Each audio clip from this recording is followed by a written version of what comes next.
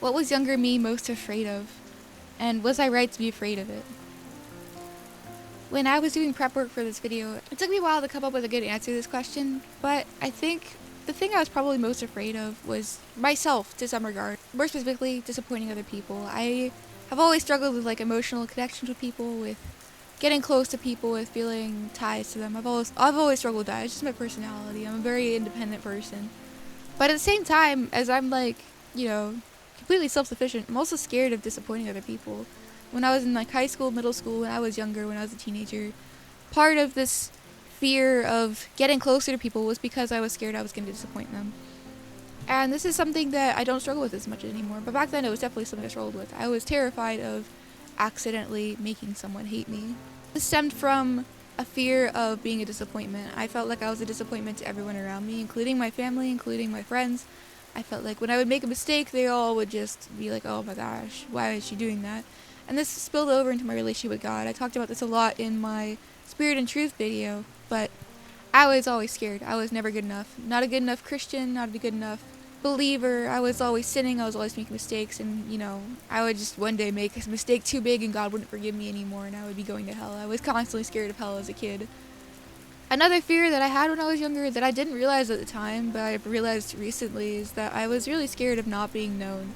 At the same time, I was really scared of being known, of showing, the darker sides of my personality to people, that my sin and my mess, I didn't really want them to see it. I was scared of that. I was also scared of, never really being fully understood, never really being, loved all the way through, known all the way through. And that was something that I struggled with a lot as a kid. I was just kind of lonely. I really wanted someone to actually understand who I was. When I was younger, I really pushed my family away with a lot of my anger issues. I had a lot of anger and hate towards my parents especially. I was dealing with a lot of stuff. I really pushed them away most of my later childhood, and now that I finally come to the place where I really want to connect with these guys again, I really want to develop a good relationship with them. They're on the other side of the world now, so it kind of puts a little distance between all of us. It's kind of hard to connect with them now.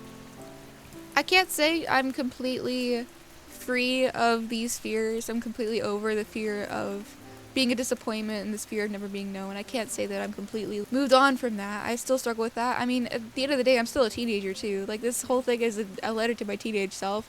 I'm still a teenager. I still have a lot of things going on, a lot of weird emotions. I'm still figuring out the world and myself. And I will say that I still struggle a lot with this fear of being a disappointment. In my relationships, it's still something that holds me back from actually getting close to people. It's this fear of disappointing them, this fear of opening up and letting them see who I really am. It's definitely something I still struggle with, but I think the difference now is that I realize I struggle with it, and I realize it's not healthy. That's part of the question that I asked myself at the beginning of this video is, was I right to be afraid of this? And the answer is no, I'm not right to be afraid of this. This is not a right emotional response. All these fears are questions. The question of, am I a disappointment?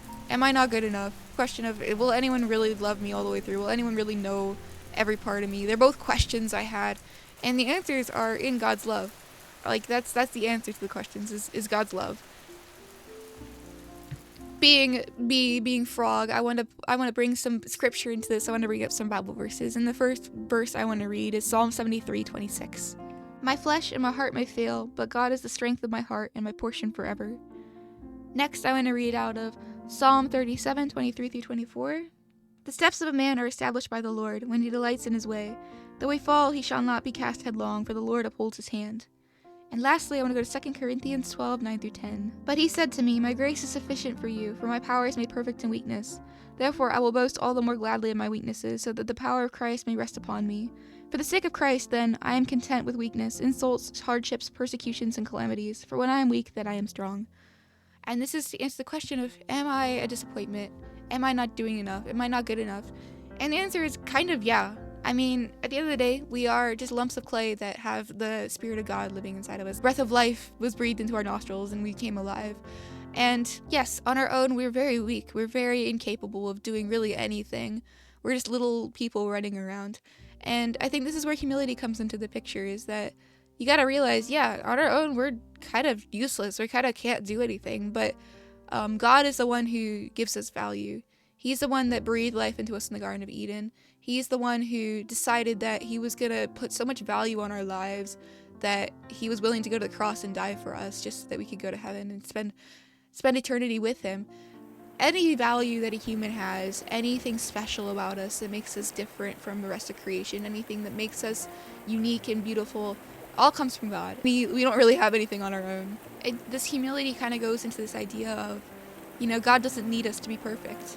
I think this is something that I struggled with a ton as a kid. There was kind of like this expectation to do really well and be perfect, and kind of like God needed me to do this for him. Like it was important for him to have a perfect worker who could do anything for him. And it's not true. God is omnipotent. He could do anything on his own. He doesn't need to use humans. He just wants to. But it's not like God demands no mistakes from us. You have to like do everything perfectly and always be doing exactly what you're supposed to all the time. He understands we're just humans, and he doesn't need us to be perfect. He just wants us to do our best, and he just wants us to be obedient when we can be, and just push forward and do our best and keep on going. That's the goal that God has for us. And when it comes to being alone, just feeling like no one ever really knows who I am, and this I kind of no one really understands me. It's definitely just a lie from the enemy, because I think, first of all, there's people in my life that understand me a whole lot more than I think they do, and I just don't give them credit. And yes, there's going to be parts of me that no one's ever going to really see. There's going to be parts of me that even I don't understand about myself. And every relationship, there's going to be different parts of me that different people see. Like, for one, my family is going to see parts of me that my friends will never see, and vice versa. There's relationships that kind of cover all the bases. But at the end of the day, God sees everything about me. He knows all the little intricate clockworks of my personality. He knows every little corner of my mind. He knows every interest I have, every thing I enjoy. He made me, and he understands all the parts he puts together really well, and he loves me for it. It's kind of hard to be content with that answer, I think, sometimes, because a lot of the time we really are yearning for emotional connection with other human beings, because it's just kind of how we were made. We were made to live in community. We were made to have relationships, to live in families and stuff, and it's a natural desire. It's a natural desire to want to be understood by people. But at the end of the day, you have to be content with what God has already given us. He already has told us that he knows everything about us, and he loves us for it. He understands every part of our personality, everything, all the depths. We have to learn to be content with that, because if God loves me and knows me, but the world doesn't know anything about me and doesn't care, that's fine. All I need is God. He's enough. That's the mentality we should have. That doesn't mean that we shouldn't strive for relationships with people, good relationships where we're honest and open with them. I'm just saying that we should be content with what we have. And that's to myself more than anyone else, because I struggle a whole lot with being discontent with my relationships. So if I were to turn all of this into a letter to my younger self, my teenage self, the kid in high school who was really struggling with a lot of this stuff, I think the primary thing I would say is it's going to be okay. You're going to be okay. You're going to make it through this. You're not a disappointment to God. God's not disappointed in you. He knows exactly what you're capable of, who you are, and what you need, and he is growing you. And just trust his process. Trust the process it takes to make you into a sanctified human being. The fact that you are a Christian at this age is very, unique, and not a lot of people have that experience. Expecting someone to be fully developed in their faith and have a perfect understanding of themselves and of God at age 20 or at age 50 or age 80 is such a high expectation. It's not realistic. Progress takes time. It's not going to happen overnight, and you got to give it some time.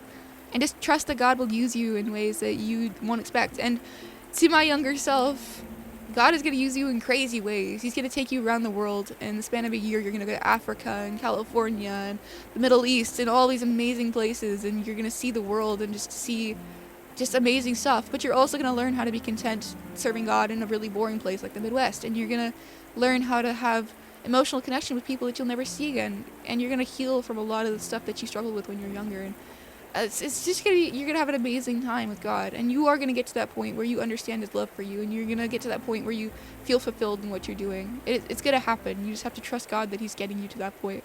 But yeah, just to wrap up this video, I want to read one more verse to you guys. It's from Philippians 3:13-14. Brothers, I do not consider that I have made it my own, but one thing I do, forgetting what lies behind and straining forward towards what lies ahead, I press on towards the goal for the prize of the upward call of God in Christ Jesus. And I know this is kind of like an odd verse to include in a video talking about my younger self and my past, but I think it's an important mindset that we don't dwell on the past. I often get stuck in this mindset of, when I was younger, I was such a terrible person. I was so full of hate and anger, and just really didn't understand who God was, and I was so lost when I was younger. But I think the better mentality to have is, I changed. I grew. There was things I was struggling with when I was younger that I no longer struggle with. I have developed a lot in the last 2 years. God has really changed my life, and there's an amazing testimony to that. I think that's the kind of focus we should have on our past, that this pushing forward towards a higher goal, this I'm gonna do better, I'm gonna keep on improving, like the more optimistic view of your past, I suppose. And also the benefit of this is that, you know, there might be someone watching this video who is struggling with the same stuff I was struggling with when I was younger, and hopefully won't have to learn the same lessons that I did the hard way, or take years to learn it like I did.